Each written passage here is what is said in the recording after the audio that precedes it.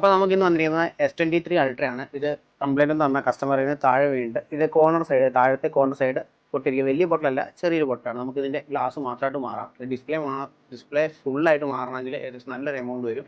അവിടെ നമുക്ക് ഡിസ്പ്ലേ നിർത്തിക്കൊണ്ട് തന്നെ നമുക്ക് ഗ്ലാസ് മാത്രമായിട്ട് ചേഞ്ച് ചെയ്യാം. നമുക്ക് എന്തായാലും ഗ്ലാസ് മാറി കണ്ടുള്ള വീഡിയോ കാണാം.